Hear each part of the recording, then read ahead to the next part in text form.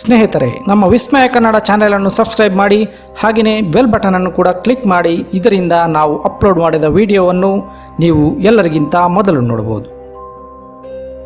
ವಿಸ್ಮಯ ಕನ್ನಡ ಚಾನೆಲ್ಗೆ ಸ್ವಾಗತ. ಸ್ನೇಹಿತರೆ, ನಾವೀ ಎಪಿಸೋಡ್ನಲ್ಲಿ 2011ರಲ್ಲಿ ತೆರೆಕಂಡ ಹಿಂದಿ ಚಿತ್ರ ರಾಗಿಣಿ ಎಂಎಂಎಸ್ನ ವಿವರಣೆಯನ್ನು ಹೇಳಲಿದ್ದೇವೆ. ರಾಜ್ಕುಮಾರ್ ರಾವ್, ಕೈನಾಜ್ ಮೋತಿವಾಲಾ ಪ್ರಮುಖ ಪಾತ್ರದಲ್ಲಿ ನಟಿಸಿದ್ದ ಈ ಚಿತ್ರ 2011ರಲ್ಲಿ ಸಾಕಷ್ಟು ಹೆಸರು ಮಾಡಿತ್ತು. ನೈಜ ಘಟನೆ ಆಧಾರಿತ ಈ ಚಿತ್ರ ಸಂಪೂರ್ಣವಾಗಿ ಸತ್ಯವಾದುದಲ್ಲ. ಹಾಗಾದರೆ ಬನ್ನಿ, ರಾಗಿಣಿ ಎಂಎಂಎಸ್ ಚಿತ್ರದ ವಿವರಣೆ ಏನೆಂದು ತಿಳಿದುಕೊಳ್ಳೋಣ.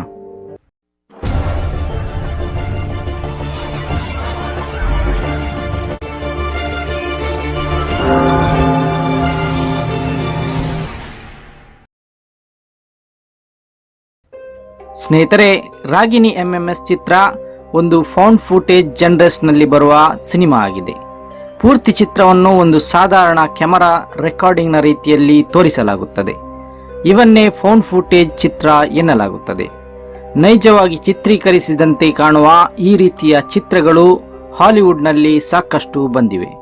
ಕನ್ನಡದಲ್ಲೂ 6-5 = 2 ಎಂಬ ಚಿತ್ರ ಇದೇ ಫೌಂಡ್ ಫೂಟೇಜ್ ಜನರಿಗೆ ಸೇರಿದ ಚಿತ್ರವಾಗಿದೆ. ಸ್ನೇಹಿತರೆ, 6-5 = 2 ಚಿತ್ರದ ಬಗ್ಗೆ ನಾವೀ ಮೊದಲೇ ಒಂದು ವಿಡಿಯೋವನ್ನು ಅಪ್ಲೋಡ್ ಮಾಡಿದ್ದೇವೆ. ನೀವಿನ್ನೂ ಆ ವಿಡಿಯೋವನ್ನು ನೋಡಿಲ್ಲವಾದರೆ ಡಿಸ್ಕ್ರಿಪ್ಷನ್ ಬಾಕ್ಸ್ನಲ್ಲಿ ಆ ವಿಡಿಯೋದ ಲಿಂಕ್ ಅನ್ನು ನೀಡಿದ್ದೇವೆ. ದಯವಿಟ್ಟು ಅದನ್ನು ವಾಚ್ ಮಾಡಿ. ರಾಗಿಣಿ ಎಂಎಂಎಸ್ನ ಕಥೆಯು ದಿಲ್ಲಿಯ ನಿವಾಸಿ ದೀಪಿಕಾಳ ಜೊತೆ ನಡೆದ ಒಂದು ಘಟನೆ ಆಧರಿಸಿದ ಚಿತ್ರವಾಗಿದೆ.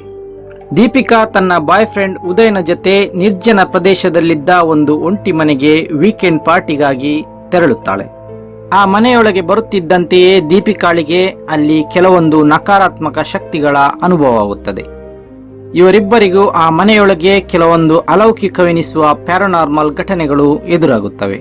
ಅಂದರೆ ಬಾಗಿಲುಗಳು ತಂತಾನೆ ಮುಚ್ಚಿಕೊಳ್ಳುವುದು ಮತ್ತು ವಿಚಿತ್ರ ರೀತಿಯ ಶಬ್ದಗಳು ಅವರಿಗೆ ಆ ಮನೆಯಲ್ಲಿ ಕೇಳಿಬರುತ್ತವೆ.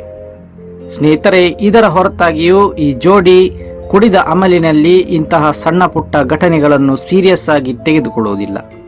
ಕೆಲ ಹೊತ್ತಿನ ನಂತರ ಉದಯ್ನ ಸ್ನೇಹಿತ ತನ್ನ ಗರ್ಲ್ ಫ್ರೆಂಡ್ನ ಜೊತೆಗೆ ಆ ಮನೆಗೆ ಬರುತ್ತಾನೆ. ನಂತರ ಅವರೆಲ್ಲರೂ ಸೇರಿ ಪಾರ್ಟಿಯನ್ನು ಮುಂದುವರಿಸುತ್ತಾರೆ. ಪಾರ್ಟಿಯ ಮಧ್ಯದಲ್ಲಿ ಕರೆಂಟ್ ಹೋಗಿಬಿಡುತ್ತದೆ. ಕತ್ತಲೆಯಲ್ಲಿ ದೀಪಿಕಾ ತನ್ನ ಡ್ರಿಂಕ್ಸ್ ಉದಯ್ನ ಮೇಲೆ ಚೆಲ್ಲುತ್ತಾಳೆ. ಉದಯ್ನ ಶರ್ಟ್ನ ಮೇಲೆ ಬಿದ್ದಿದ್ದ ಡ್ರಿಂಕ್ಸ್ ಅನ್ನು ಒರೆಸುವ ಸಲುವಾಗಿ ದೀಪಿಕಾ ತನ್ನ ಮೊಬೈಲ್ನ ಟಾರ್ಚ್ ಆನ್ ಮಾಡುತ್ತಾಳೆ. ಟಾರ್ಚ್ ಆನ್ ಮಾಡುತ್ತಿದ್ದಂತೆಯೇ ದೀಪಿಕಾಳಿಗೆ ಸೋಫಾದ ಮೇಲೆ ಕುಳಿತುಕೊಂಡಿರುವ ಒಬ್ಬ ರಹಸ್ಯಮಯ ಹೆಂಗಸು ಕಾಣಿಸುತ್ತಾಳೆ.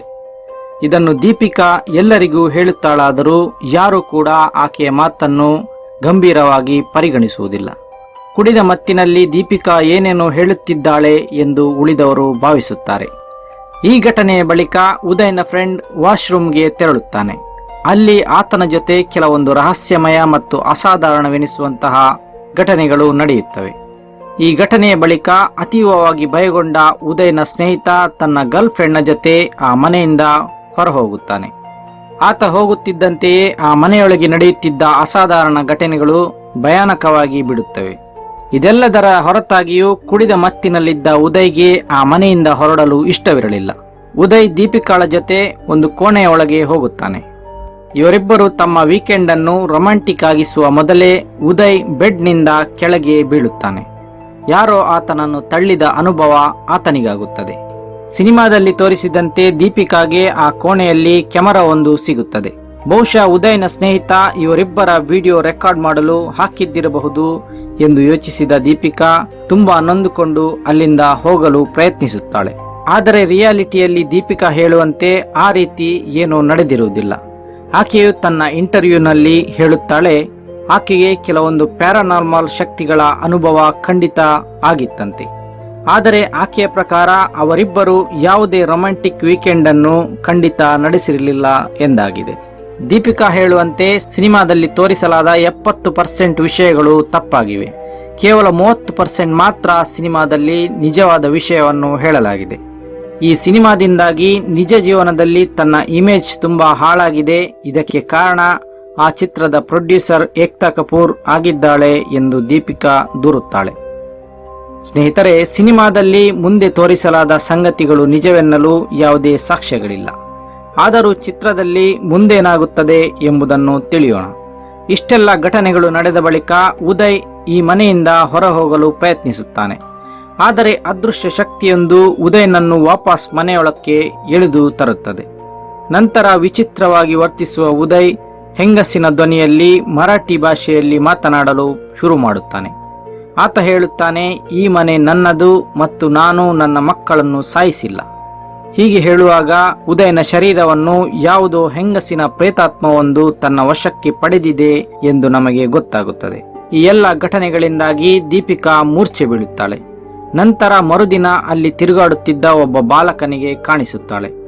ಆ ಬಾಲಕ ಸುತ್ತಮುತ್ತಲಿನ ಜನರಿಗೆ ದೀಪಿಕಾಳ ಬಗ್ಗೆ ಹೇಳಿದಾಗ ಅವರೆಲ್ಲರೂ ದೀಪಿಕಾಳನ್ನು ಆ ಮನೆಯಿಂದ ಹೊರ ಕರೆತರುತ್ತಾರೆ. ಆದರೆ ಉದಯನ ಹೆಣವು ಕೂಡ ಯಾರಿಗೂ ಸಿಗುವುದಿಲ್ಲ. ಸಿನಿಮಾದ ಕೊನೆಯಲ್ಲಿ ನಮಗೆ ತಿಳಿದು ಬರುತ್ತದೆ, ಅದೇನೆಂದರೆ ಈ ಮನೆ ಒಂದು ಹೆಣ್ಣು ಪಿಶಾಚಿಯ ಮನೆಯಾಗಿತ್ತೆಂದು ಮತ್ತು ಆ ಪಿಶಾಚಿ ತನ್ನ ಸೇಡನ್ನು ಇವರಿಬ್ಬರ ಮೇಲೆ ತೀರಿಸಿಕೊಳ್ಳುತ್ತದೆ. ಆಕೆಯ ಆತ್ಮ ಉದಯ್ ಮತ್ತು ದೀಪಿಕಾಳ ಶರೀರವನ್ನು ವಶಪಡಿಸಿ ಹಂತ ಹಂತವಾಗಿ ಅವರಿಬ್ಬರಿಗೆ ಚಿತ್ರಹಿಂಸೆಯನ್ನು ನೀಡುತ್ತದೆ. ಇದರಲ್ಲಿ ಉದಯ್ ಸತ್ತರೆ ರಾಗಿಣಿ ಅಥವಾ ದೀಪಿಕಾ ಕೊನೆಯಲ್ಲಿ ಸರ್ವೈವ್ ಆಗುತ್ತಾಳೆ. ಸ್ನೇಹಿತರೆ, ಇದಿಷ್ಟು ರಾಗಿಣಿ MMS ಚಿತ್ರದ ವಿವರಣೆ. ನಮ್ಮ ಇವತ್ತಿನ ವಿಡಿಯೋ ನಿಮಗೆ ಹೇಗನ್ನಿಸಿತು ಎನ್ನುವುದನ್ನು ಕೆಳಗೆ ಕಮೆಂಟ್ ಬಾಕ್ಸ್ನಲ್ಲಿ ಹೇಳಿ. ಹಾಗೆ ನಮ್ಮ ಈ ವಿಡಿಯೋವನ್ನು ಶೇರ್ ಮಾಡಿ, ಲೈಕ್ ಮಾಡಿ ಮತ್ತು ನಮ್ಮ ಚಾನೆಲ್ ಅನ್ನು ಸಬ್ಸ್ಕ್ರೈಬ್ ಮಾಡಿ. ವೀಕ್ಷಣೆಗಾಗಿ ಧನ್ಯವಾದಗಳು.